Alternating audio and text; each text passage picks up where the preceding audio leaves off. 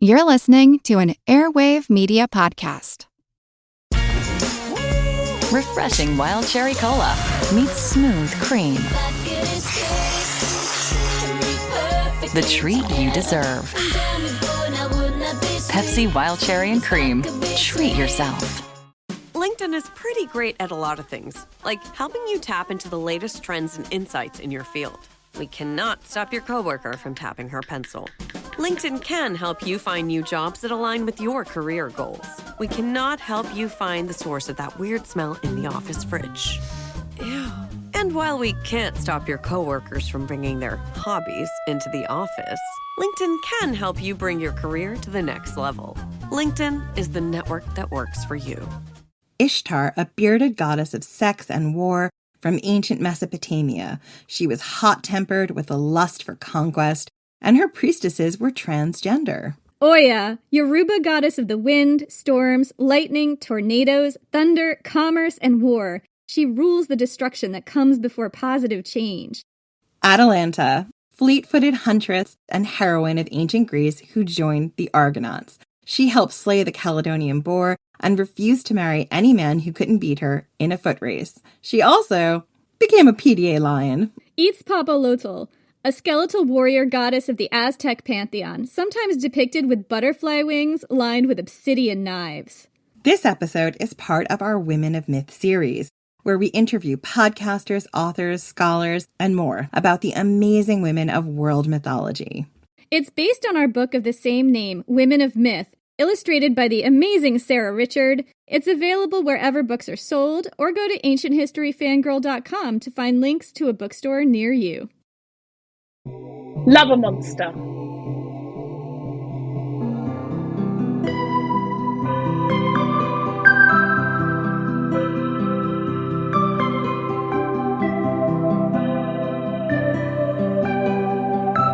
I'm Jenny Williamson. And I'm Jen McMenemy. And this is Ancient History Fangirl. We are so thrilled to welcome Jasmine Elmer to the podcast. Hi, Jasmine. Hi, guys. How are you? Good. Jasmine has worked for over 20 years in the field of classical education. She combines her experience in the field with educational charity work and developing new and creative ways to represent the ancient world in the public sphere, including as a TV presenter and in her podcast, Legit Classics. Welcome, Jasmine. We're so excited to have you here. Yeah, this is so fun. Can't wait to get started, guys. So can you tell us where your passion for the classical world came from? Yeah, it's a really good question because I never really can pinpoint the exact moment. There are like little moments that kind of happened in my childhood and then when I grew up. And little interest, little glimmers of interest. So I came from like a really poor background, so we didn't really go away very often or do many things. But when I was 15, I got to go to Pompeii. And I was like, what is this place? And it was just so amazing. Like, I just felt that if you've been there, if you've had the luxury of going to any of these sites, you just can feel the like energy of the place. Well, if you're into it, right? Not some people whiz around and go for the ice cream. If you're like into it, you're a proper geek on it. But I just stood there and I was like, oh my God, I'm touching something that's 2,000 years old. And you know how captivating the story is of what happened at Pompeii. So that kind of got me into it. And I think like muddled in with my mum telling me Greek myth stories when I was younger. And I kind of like, oh, these stories are cool. But we didn't get it at school. So it was kind of just through some like, I guess, personal experiences like that I started to get interested in it. And then it just won't go away. Like a bad rash, carries on. That is one way to describe our interest in the ancient world, I suppose. Well, I think you know that I like to joke about, so that's why I've said that. But yeah, no, I just like, I've never tried to get rid of it, by the way. I've never gone to the doctor and asked for a special ointment to get rid of my love of the ancient world. But it's no, more just... why would we do that? Yeah, no, why would you? And it just was there in that moment, and then it just never went away. And if anything, I'm now 40. I turned 40 at Christmas, and it's like now it's even bigger. I think it's like it's growing every decade that goes on. It just gets like bigger and bigger. So I'm making it sound like a medical condition now. So I'll stop talking. I mean, I wouldn't disagree with it being a medical condition. Like, I feel like I had a very similar trajectory here. You didn't come from the kind of background where you had it around you all the time, so you had to find it for yourself. And that's kind of what happened with me. And so in my work, what I really want to do is just make that easier for people, because, you know, asking people in a modern world to go searching for something like this is really quite a big ask with everything that's bloody going on. So I think the more we can just go, hey, you don't need to do that much work to get to this point where you're into it. You know, there's so many ways to get into it that just go for it, I think. So that's it.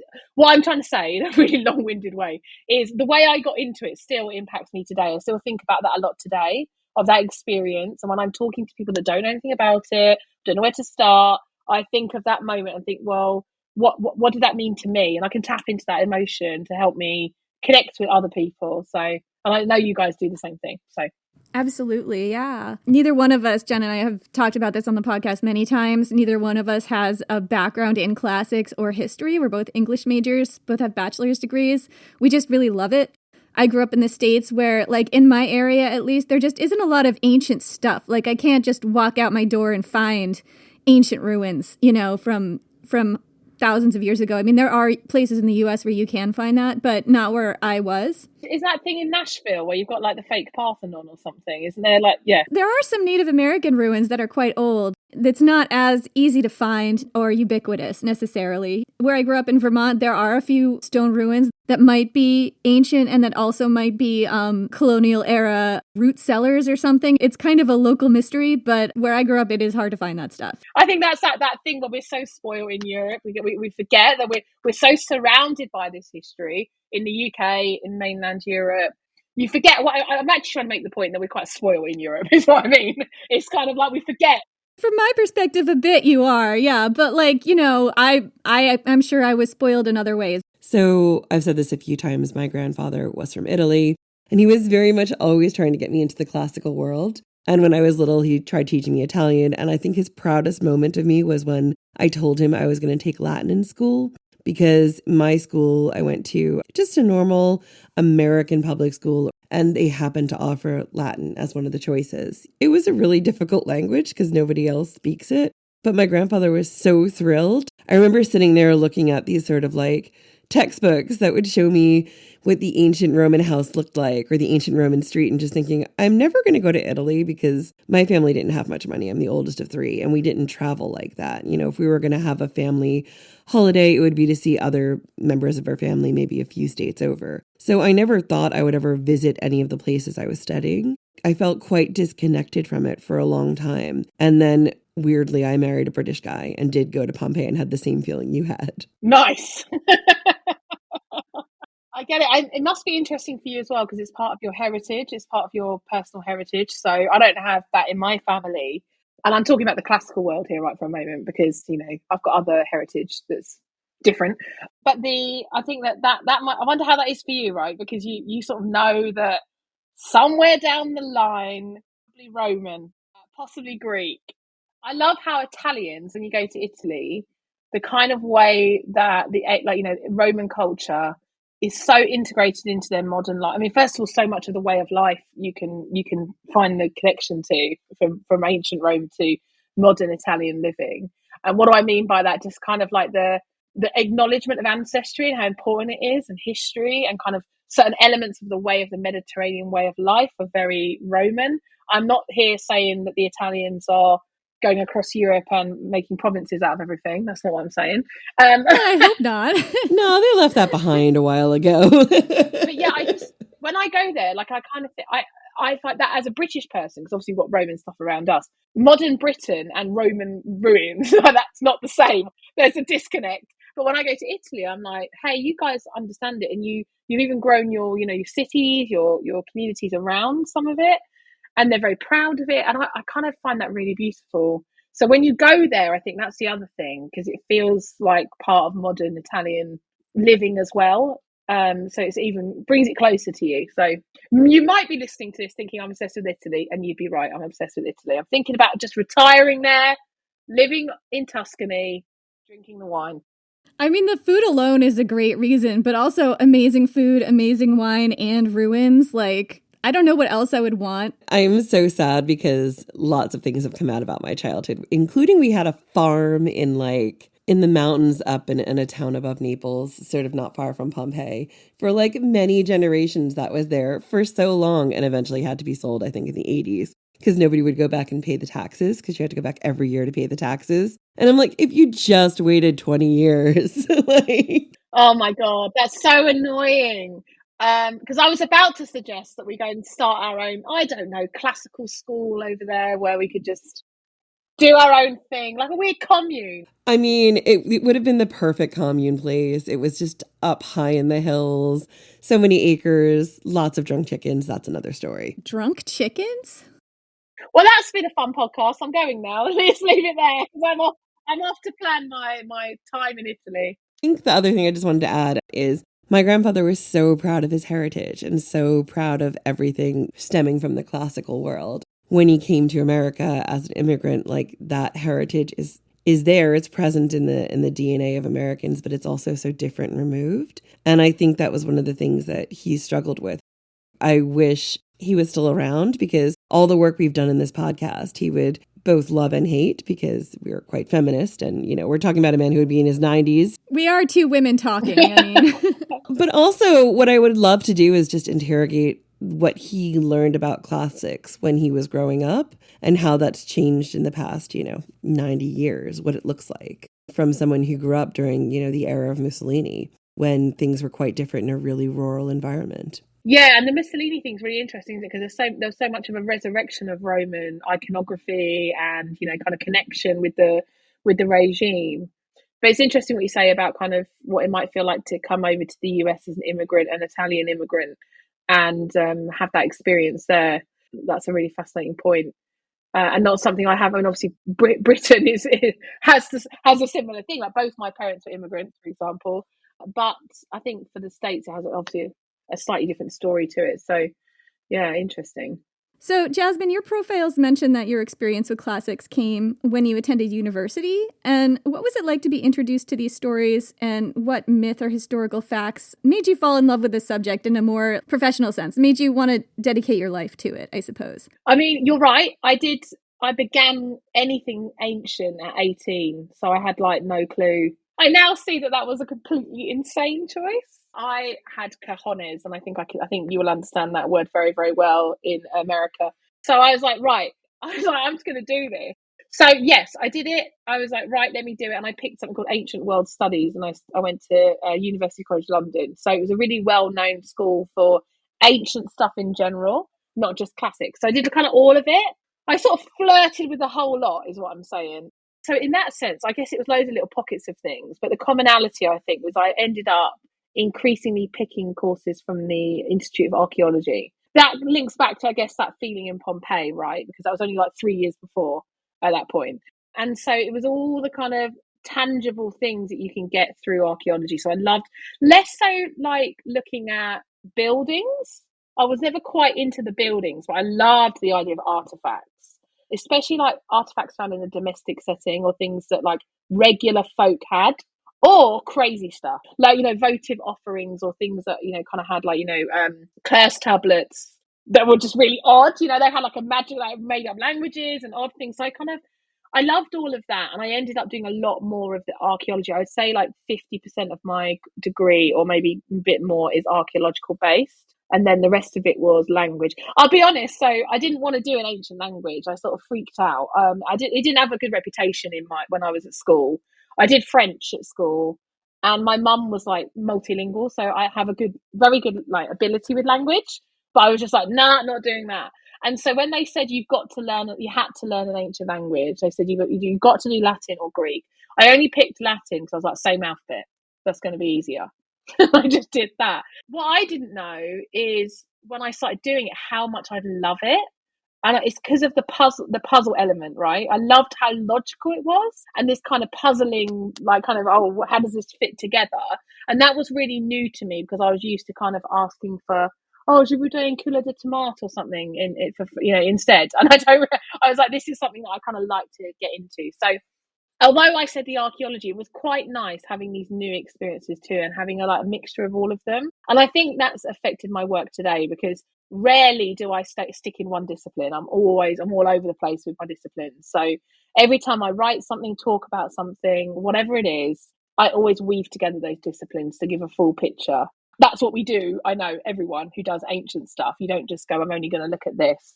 Even if your interest is only in literary sources, you're still going to provide contextual information through the other sources anyway. So, but I kind of love anything where you really have to pull all the resources together to get a big picture. So in terms of stories, so although I have spent a lot of time in mythology later on, I would say that that's happened to me later in my life, where I've come to mythology as a specific area. You know, I did the obligatory Nature of Greek Myths read, G.S. Kirk, which is like, you know, standard reading. That was the first time I came across the idea that myths meant something. I was like, oh my God, they're not just stories, they mean something. And then it wasn't until I mean, obviously in teaching you talk about this a lot more, but until my own personal interest in it was resurrected when I did my master's degree, which was in 2017. So that's when I went, mythology and me are best friends. I need to carry on with this. So I picked up then. So actually, I'm somebody, an example of somebody that really came to that passion later in life. So I'm a big advocate for, like, if you like it, you can pick it up any time. You don't need to be going back and having all this experience of it. Just pick it up, run with it, love it. You can study it as and when you want. And that's my mythology kind of connection, really. I absolutely love what you said about how you came to it in bits and pieces, because I do think connection comes from a variety of places. And one of the things that our podcast has taught me, and we started our podcast about 5 years ago now, is that understanding the larger world doesn't just come from understanding the stories or the curse tablets or the artifacts. It comes from all the different places that sort of whisper to you and build this picture. So yeah, connection to me is what drags you in. I think that's a great way of teaching and learning about the ancient world. Yeah, I mean, that underpins everything. I totally agree with you. But the other thing that I wanted to say is, I don't know how old you ladies are. I mean, I can see these guys on Zoom, on the videos. They look very young and fresh. But the reason I make that point about age is also because your interests are always changing, right? Your experience is always changing. So I've been doing classics now for 22 years. So the very first things I was interested in are completely different to what I'm interested in now. So, for example, when I became a parent, I got a lot more interested in, I mean, I had a difficult time when my son was born. So for me, I was like, oh my God, motherhood has become a bit more interesting to me. How did they cope with this stuff? Because I know that we don't hear about that very much. But it just made me think about it in a different way, even if I couldn't exactly answer that inquiry. And I love that. Like, I don't have to be married to the same thing. I think that professors obviously change all the time what they're looking at. But I think, if you go down the academia route, you sort of slightly marry yourself into certain different, this is the route I'm going. So if you write a PhD and it's literary, it's not that you can't go across to archaeology, it's just it becomes more and more difficult, right? But someone like me, a free agent, I don't feel like I need to do that. I'm not trying to prove myself in an academic career. And there are certain like no-go areas for me that I just have never been able to find interesting. Example being Roman economy. That's not going to ever happen for me. No disrespect to anyone doing it, because thank God some people are interested in Roman economy, but there's just no chance. It's also because I'm not interested in the economy in general. It's all right to not like bits of it. You don't have to love it all. And no disrespect to colleagues working in those fields, but I'm like, that's your gig. You enjoy it, and they might not like my stuff. That's cool. So I think chopping and changing as well, and just, it doesn't really matter. You don't have to wed yourself to a particular type or genre or thing. You can adapt to it. I love that. We experienced this too when we, last season, we really left the Greco-Roman world because we felt a little bit burnt out. So what we did was we went to somewhere else in the ancient world and talked about ancient mysteries. And I think it's something we're only able to do because we are, just like you, Jasmine, we're free agents. Like, we are not writing dissertations. We're not advancing the scholarship in the same way that someone in academia is. So we're able to go to different places and find that passion and that connection somewhere else. Yeah, exactly. And I'm saying that as a privilege. I see that as a privilege. I understand. This is not a damnation against those, like you say, working really hard in the field to knowledge. No, they're doing the work that allows us to do other things. They're doing the actual work that we are not doing. I guess it depends on how you guys, I don't know if you use labels on yourself, but like, I haven't really found the word yet for exactly what I am. I mean, I think the closest thing I've come to is like public historian.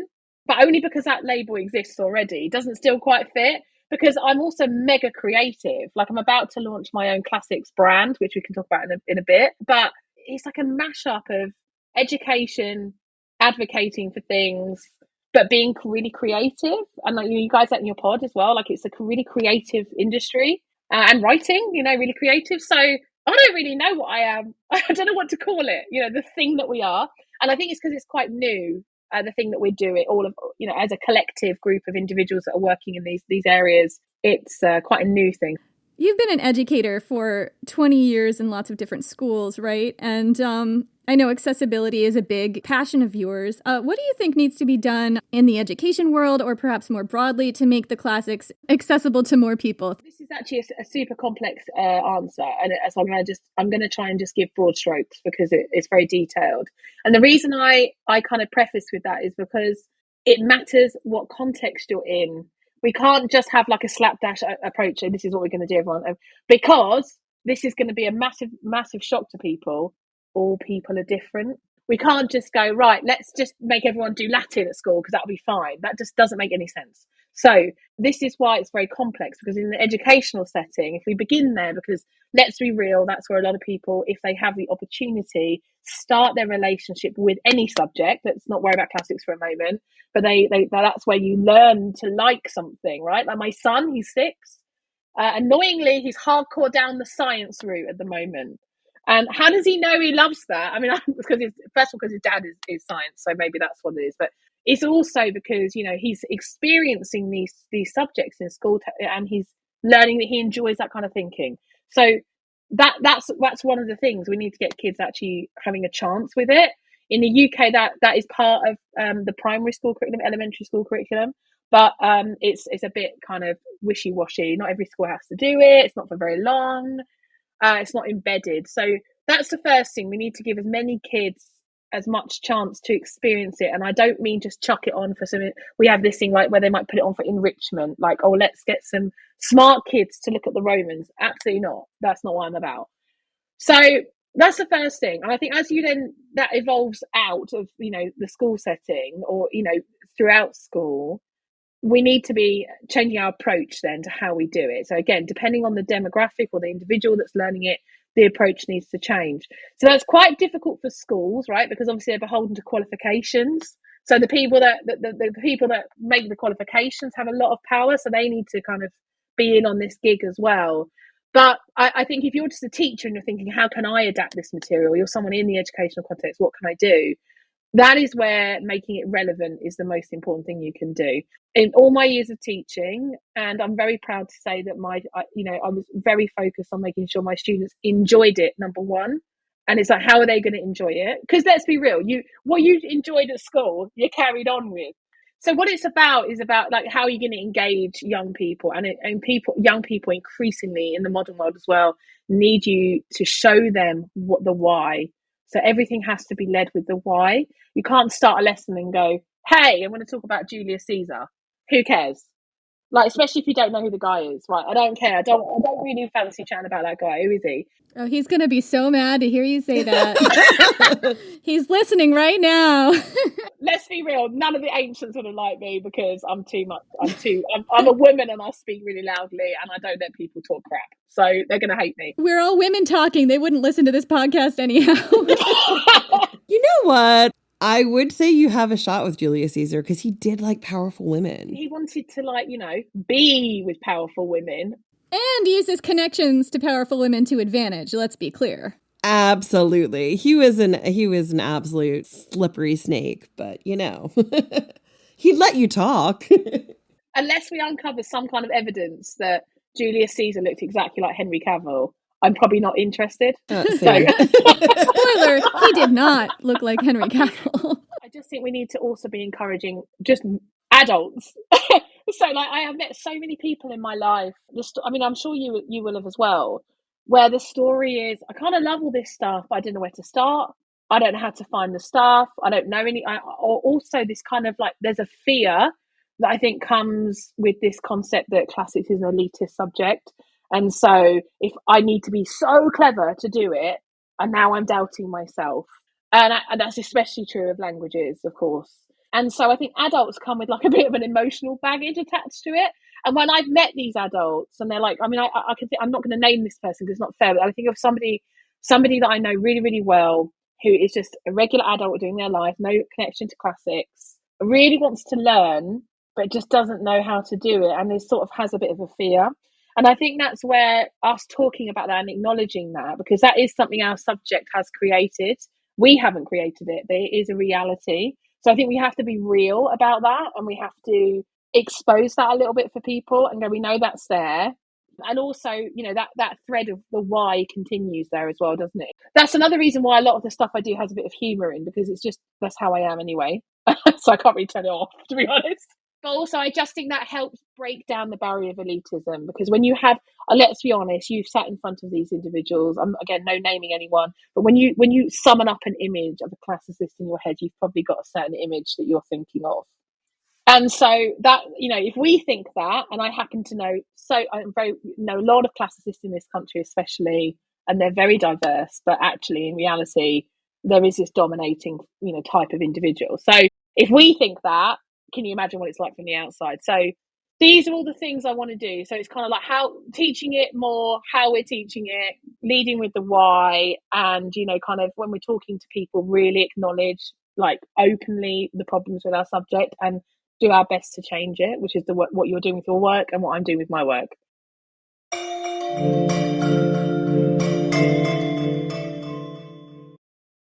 Is there a baby in your life who's about to start solid foods? This can be such a confusing and stressful time. As a mom of 7, I really struggled with spoon feeding my oldest baby. But once I realized that babies can safely feed themselves real, wholesome foods using the principles of baby-led weaning, feeding the rest of my babies became an actually enjoyable experience instead of something that I used to dread. Hi, I'm Katie Ferraro, college nutrition professor and dietitian specializing in baby-led weaning, and I host the Baby-Led Weaning Made Easy podcast. Each week, we cover evidence-based, safe infant feeding practices for parents and caregivers of babies who are 6 to 12 months of age. So, if you're confused by all the conflicting info you hear about starting solid foods, or you want easy, actionable tips on how to safely prep food for your baby, or introduce allergenic foods, or figure out when to drop a milk feed, we cover all that and more, plus interviews with the world's leading feeding experts in 2 new episodes each week. Search Baby-Led Weaning wherever you listen to podcasts, and happy feeding.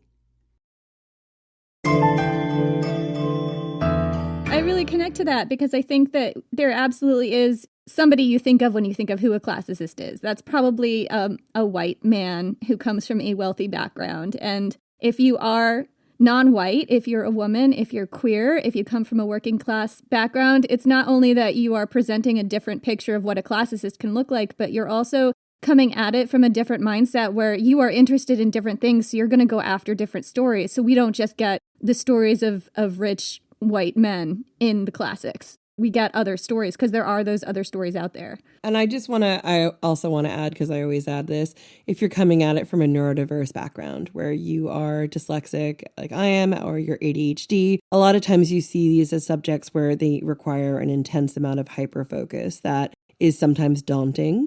I found most people in the history community online to be incredibly accepting, but I did come into this field feeling like I am a fraud. I can't remember most of the Latin I knew, and I really struggle with reading and my focus. How am I going to do this? We've done it anyway somehow, and I think that's why I keep putting it out on the podcast, because I don't hear a lot of people talking about it, and I think that visibility, if you're neurodiverse, is super important. Yeah, I totally understand. And we're doing that all in our own different ways, right? Because I have like 3 of those tick boxes. I'm working class, I'm mixed race, and I'm female. So like, well, let's just tick the boxes. And I'm really happy. I'm very open book. I'm happy to talk about how that's affected me. That's fine. And it is interesting because the more I'm doing that, the more people embrace that. And I'm really happy. I'm doing it for exactly the same reasons. I'm like, you don't expect someone like me to be doing what I'm doing, especially when you're working in audio. People can't always see you. They don't know you. Like some of your listeners today, they're not going to know who I am. They might not have heard of my work. So, and they can't see me necessarily. So it's like, you know, they can hear that and they can see, right, okay. And what's hard about it, and I don't know how you guys have experienced this, but the more I do that, certain communities embrace it, but I have started to get more abuse about it. And to be honest, I could not care less. They can come at me. I'm from East London. There's nothing you people have got that's going to bother me, right? But do you know what? It makes me worry because I think that just goes to show how hard it is for people to be different in this particular. I mean, it's hard for everyone trying to be different in anything that is kind of homogenous, right? But it's really interesting to me because the more I do it, the more I notice that coming up. And like, oh, why are you constantly talking about being mixed race? I'm like, because how do people need to know that I'm doing that and I'm representing my community? Because how many Pakistani classicists do you people know? You know, it's not really, it's certainly not in there probably are more in academia, but certainly not in a public facing job, you know. So it's not as easy as what I'm trying to say. So I'm sure you both recognise that in your own work and everything. But I'm just going to say I'm not going to stop doing it, and I'm very genuine, and I'm not going to stop doing it because people need to see that it's okay. If I'm one of those people that can make that happen for someone, then I'm happy to take any blows. Not really bothered. And it's a little bit of a worry. The more the profile gets, you know, bigger, and the more work I'm doing, you're like, oh, I can talk a big game, but what is it really like to get so much of that? And it's where the internet can be a bit of a tough place, right, to be. So I think this is nice for me to talk about because I haven't had the opportunity to explain that yet, probably in many podcasts, because I do a lot of podcasts where I'm talking about a topic, right, rather than me. But I think if you are listening to this, I think it's really important that you try and understand why people are making those comments, why we are sharing elements of our personal backgrounds. It's not because I expect you to go, oh, didn't. It's because I want you to see that people like me can do it. I don't need your like pat on the back. It's all good. Thank you for giving it, but I don't need it. I'm here to represent my communities, and I'm really glad that you guys are doing it for your communities and anyone working in the classical field that is bucking the trend.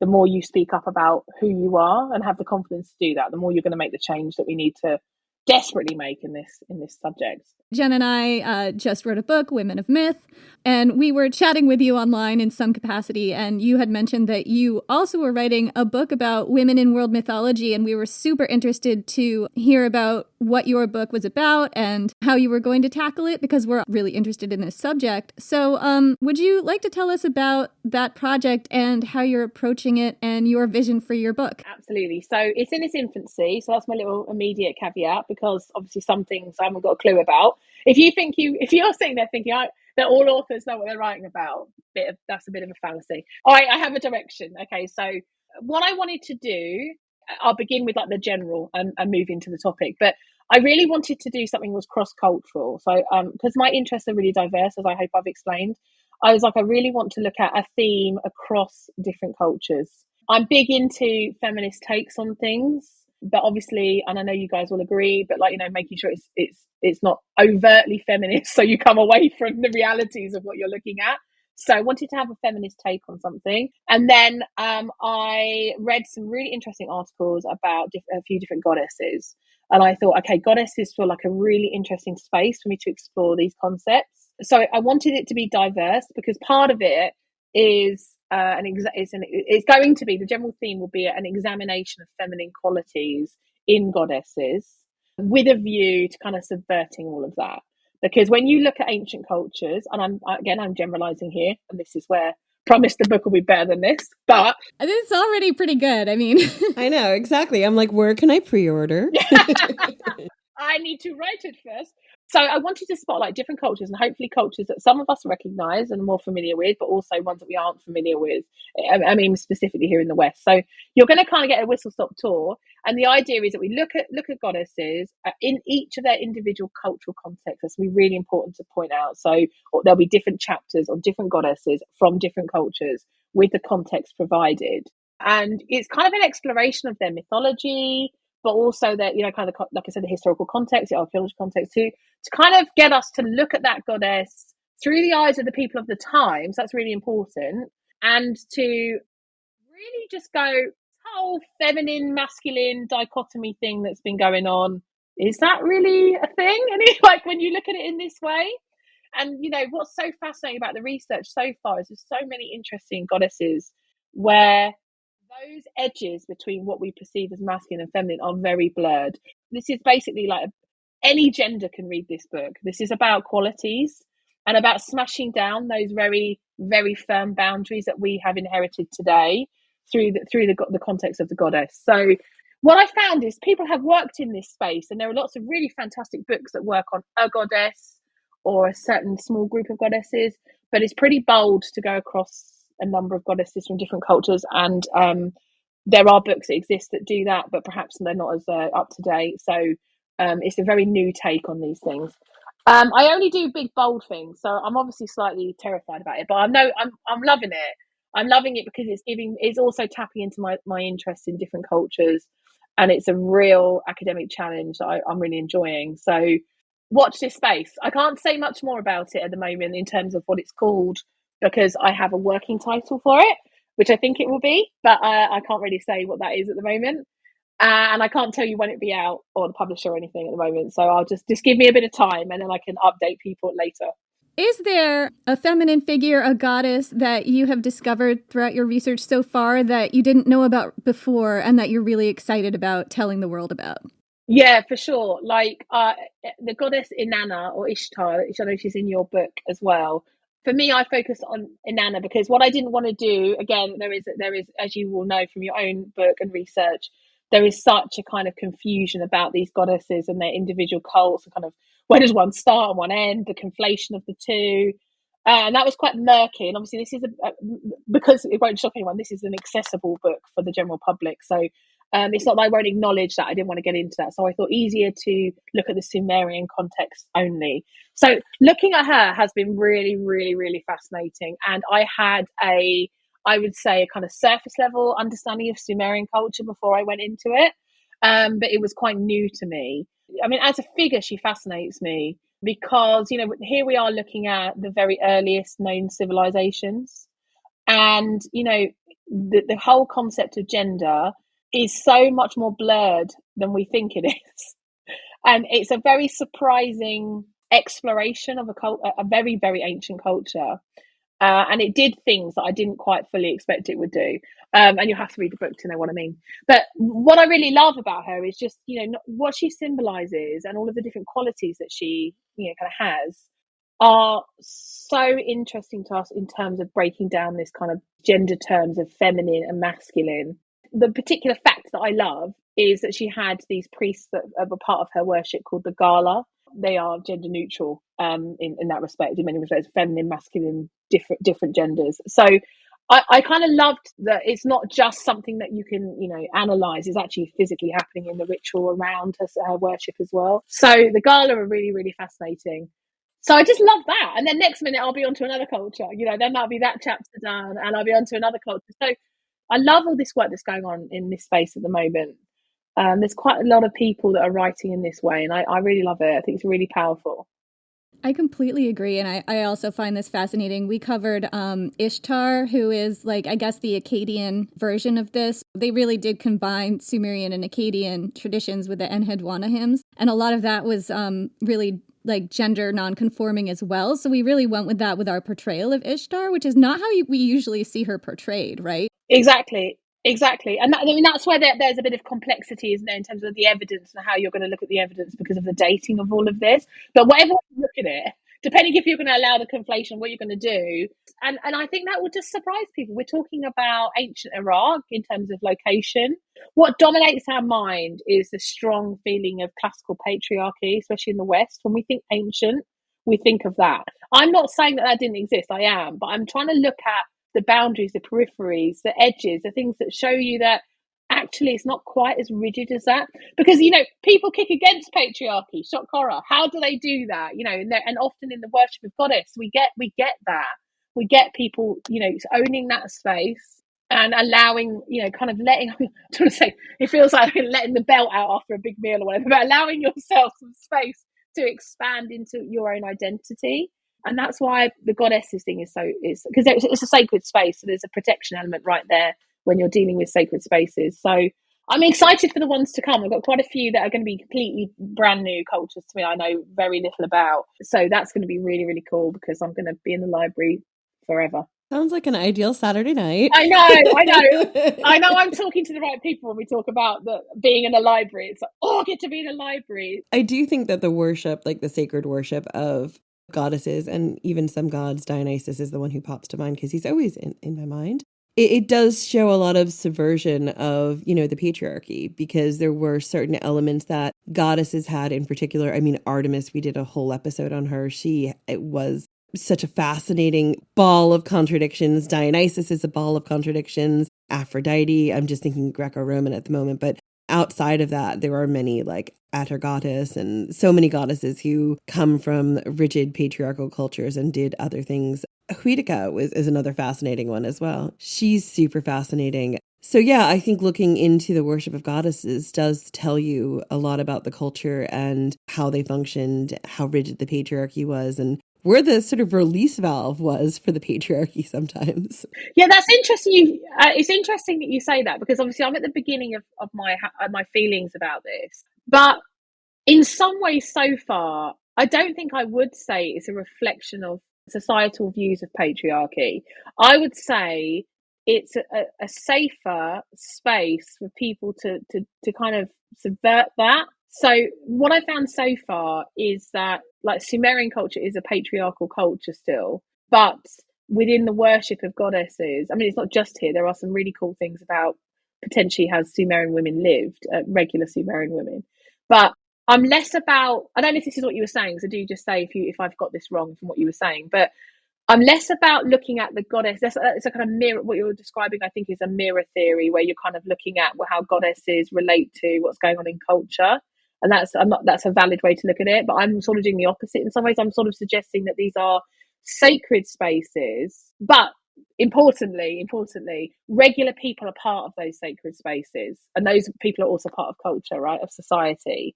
But it might be that they might be more normative out in that society, behaving as they should in nice patriarchy. But when you enter the sacred space of the goddess, that you're able to be something else. And that's where they're playing with identity. So that's kind of what I'm hoping I find in all of these ancient cultures.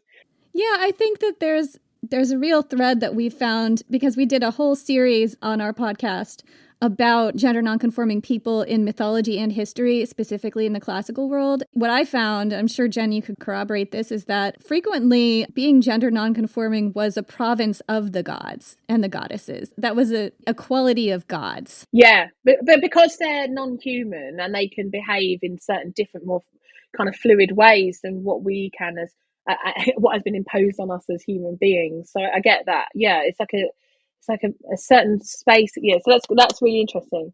Yes, but also there's a sacred place of worship where you see people being able to have power and agency that they don't normally have in their outside roles because of their devotion to their goddess. Usually it's a goddess. Again, the worship of Artemis is absolutely fascinating. We've talked about it. I can't wait to see what you do in your book about it. Aphrodite is another really good one.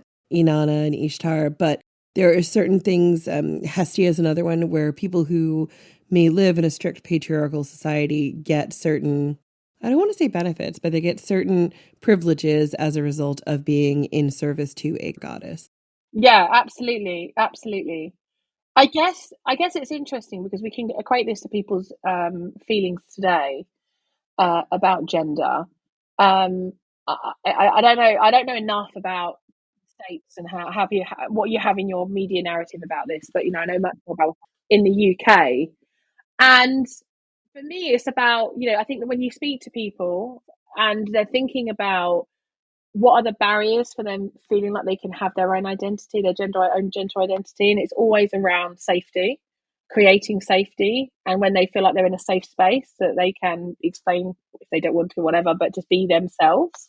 And so that's what I think you're getting a little bit in these goddess cultures. And there's obviously, we haven't really spoken about this, and we won't because otherwise it'll go off on a massive tangent. But there's mystery cults as well to look at. So obviously we still don't know what they are all the time, what happened in them, and there's a lot of power in that. Again, isn't there? If you're somebody that's like, okay, I don't quite fit into this mold that you're looking at, so it's just a fascinating space to look at. So I'm super pumped for it.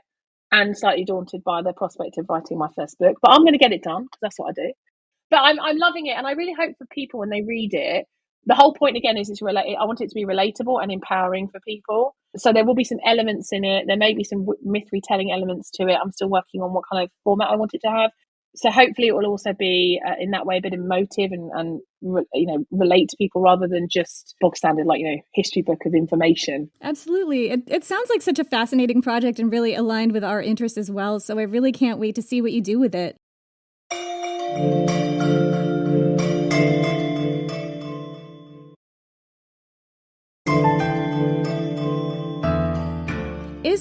a goddess that you've come across in your research for world mythology, or we could cover Greek mythology that you really feel like you identify with the most so far.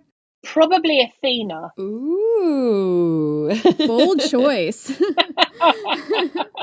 Do you know what it is with her? Is I mean, like, basically, the real answer is not necessarily very many of them.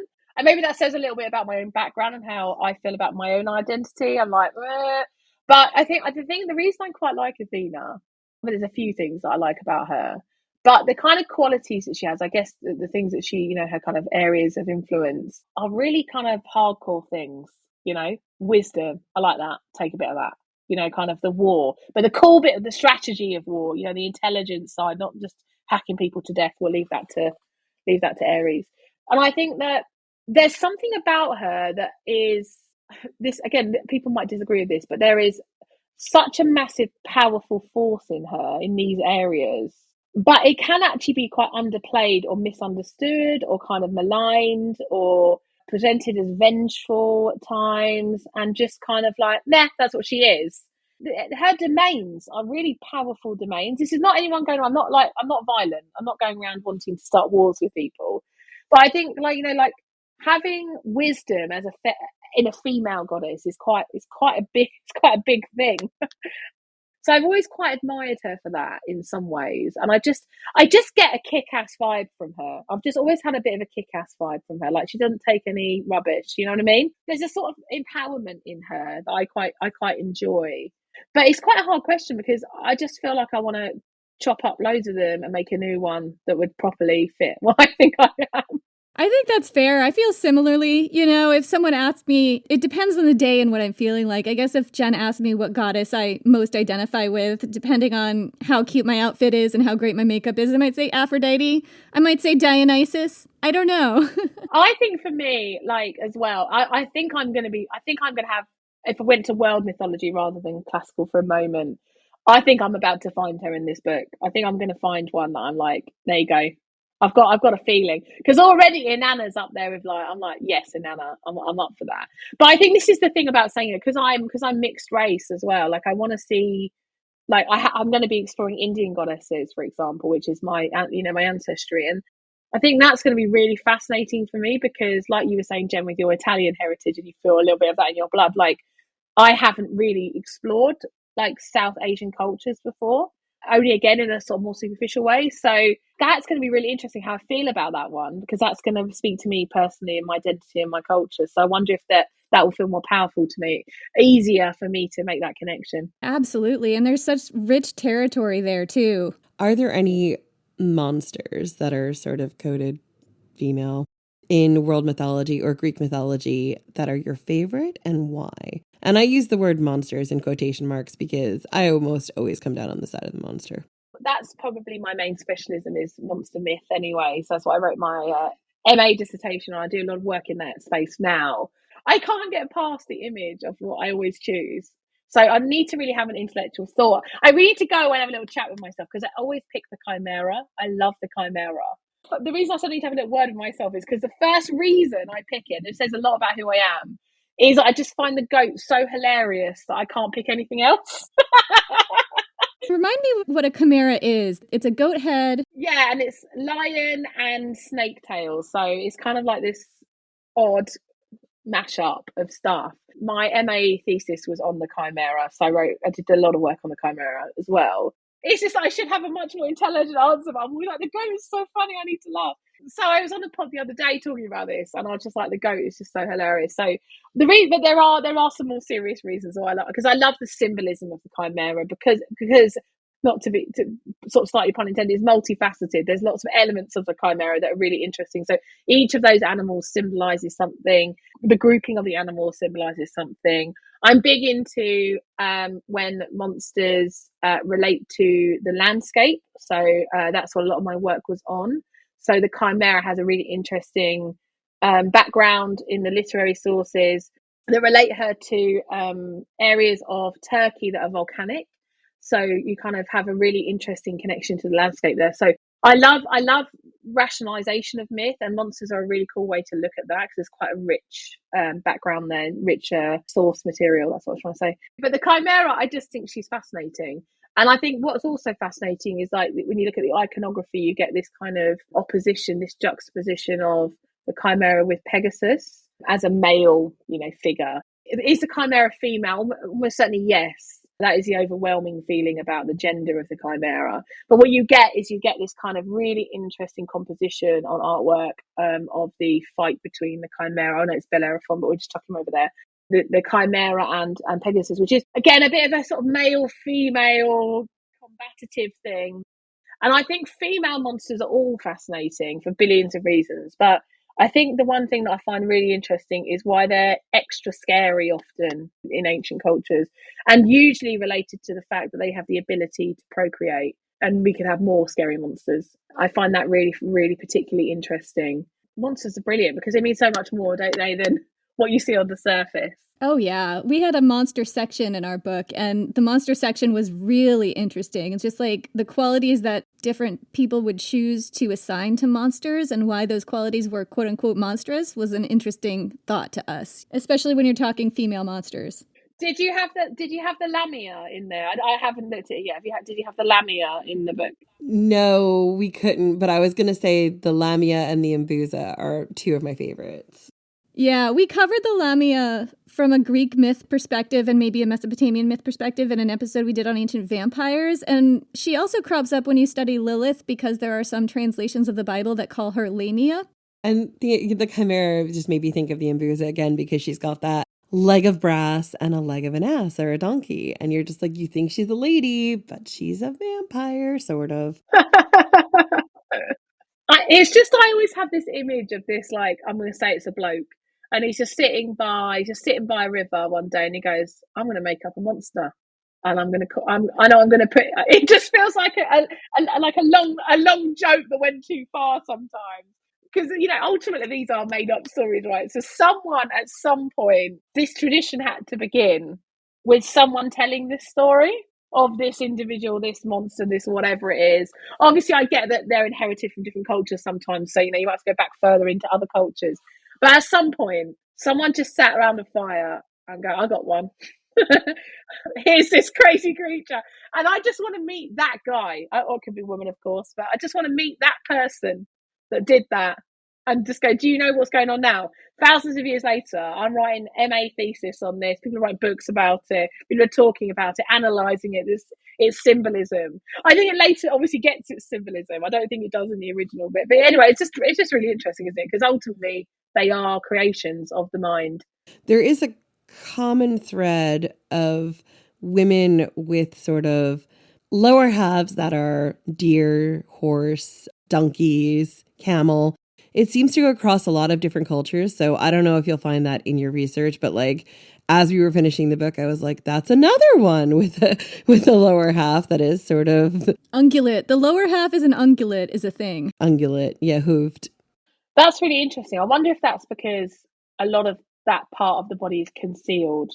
So it speaks to the fear that men have of not knowing what's literally not knowing what's going underneath those skirts, not knowing what that is. There's a reason. It's rarely the head. I know Medusa is a very famous example where it's the head, right? But largely it's not, as you say. And I think that if you think about what they're wearing for clothing, etc., there is a mystique on that lower half. But also it will speak to genitalia as well, won't it? And procreation again and that sort of thing. So yeah, there's always a reason, right? I mean, there is even a reason for the goat. There is a reason for the goat, but I just find it funny. This is what I mean about not having to be too serious sometimes, because it is just funny, some of it. That is funny. You can laugh at that for 10 minutes. It absolutely is. I mean, but it's such an interesting point that you bring up that I didn't even think about is like men's fear of the difference of women. So the idea of a female monster that has a lower half being an animal or something like that is first off, it's through a male gaze, which I didn't even think about before, but it is. And it speaks to men's fear of the physical differences of women and women's bodies and their capabilities, perhaps. My mind is blown. Yeah, well, it just makes some sense. I think that's where jumping quickly to the psychology of something and the element of phobia is really important, because That's what I mean about a reminder that everything in mythology is a creation of the human mind. What are monsters? It's an expression, it's an outward expression of our own fears. If you separate it from yourself, you can look at it from a safe distance. It's much harder to look at the monster within. It's much easier to separate it from you, look over there. That's where you get all these different examples of monsters to express various different human fears. And it's why they evolve over time. It's why nothing is static. It's why we get new literary traditions, new iconographic traditions. You get this changing, even if it's the same figure, because we are changing and our phobias are changing and society is changing. So that's why the female monsters are so interesting, because most of these are patriarchies. And so that's where it is the male fear. That's where we can say it's the male fear of stuff. I love that, because again, that's something this is one of the examples that I came to later. So this is something I came to in 2017 as part of my master's degree. And I just thought, I'm loving this. I'm loving this element of you really have to dig deep into human psychology if you're dealing with monsters. And I think you probably have to do a lot of things to do with the ancient world. But actually, psychology when you think about the expression of what it could mean, actually, that's a really, really clear lens with which to look at stuff. I think it makes it really much easier to understand if there is symbolism. Well, there was always symbolism, but what the symbolism is actually about. I always start there and then go from that perspective. And I find that's given me a really detailed and deep understanding of monsters in those different contexts. Love a monster. Again, talking about being relatable again, you can understand this because our fears might be different now. They're mostly fears about our own politicians. Yeah, I think that's fair. And our dying planet, Yes, exactly. Though if you think those are the tensions and the anxieties we have today. But there's loads of really interesting stuff from like the wild and the kind of where the wild has moved to. So like we have to talk about like boundary of living and where the wild is now, and there's a lot on that to look at. So do you have any other projects that you want people to know about in the works? Yes, I do have some cool things going on. So I've launched a brand called Legit Threads, which you can go online and look at. It does international shipping, and it's loads of like classically inspired designs on clothing and like mugs and tote bags and stuff, and artwork that I've all designed myself. So hopefully it's a kind of like fun way to kind of play with classics, but also it's a bit of I'm trying to start a bit of a movement. So it's kind of like if you wear this stuff, it's like you're a bit like we mentioned about people that are being different in our community. It's like kind of your way of showing that you're part of that. And there's one collection as well where I donate 20% of the profits to the Malala Fund as well for girls, education of girls as well. So just check it out. If you like it, great, buy something. And it's legit-threads.com. Or if you just go, like you say, if you just go on my Instagram and look up Jasmine Elmer and follow me, all the links are there. You can go and get it all from that as well. And my website's on there and everything like that. And also my podcast, Legit Classics, which you can go and see now. There's 10 episodes there, and I'm going to resurrect that soon as well. So if you love the stuff, come and have a little listen. Jasmine, where can people find you on Twitter, Instagram, the social media world?